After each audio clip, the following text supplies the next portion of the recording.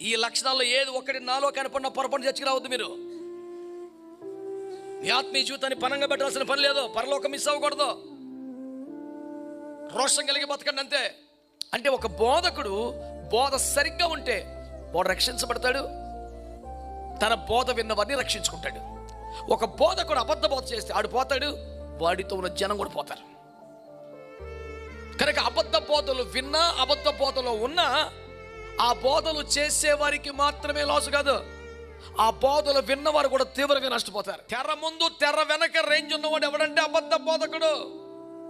పర్సనల్గా మాట్లాడిన, వేదిక మీద మాట్లాడిన, సంఘంలో మాట్లాడిన, ఎక్కడ మాట్లాడినా ఒకే సత్యమును స్థాపించు రోషంగంలోని దైవజనుడు అవుతాడు. వేదికను బట్టి, మూమెంట్ని బట్టి, జనాన్ని బట్టి, కవర్ని బట్టి, మూమెంట్ని బట్టి వాడి తీర్పు ఆలస్యం అవ్వదు, వాడి నాశనము కునికి నిద్రించదని దేవుని వాక్యం హెచ్చరిక చేస్తుంది. ఈ మాట సంఘానికి ఎందుకు చెప్తున్నాడు? ఇటు బోధల్లో పడే ప్రమాదం ఉంది. సంఘమా జాగ్రత్త.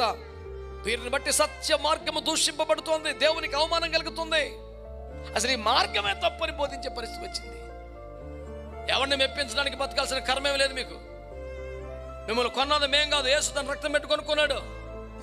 మేము కాపరులుగా వాక్యము ద్వారా, ప్రార్థన ద్వారా పోషిస్తున్నాం, ప్రార్థన ద్వారా కాపాడుకున్నాం అంతవరకే.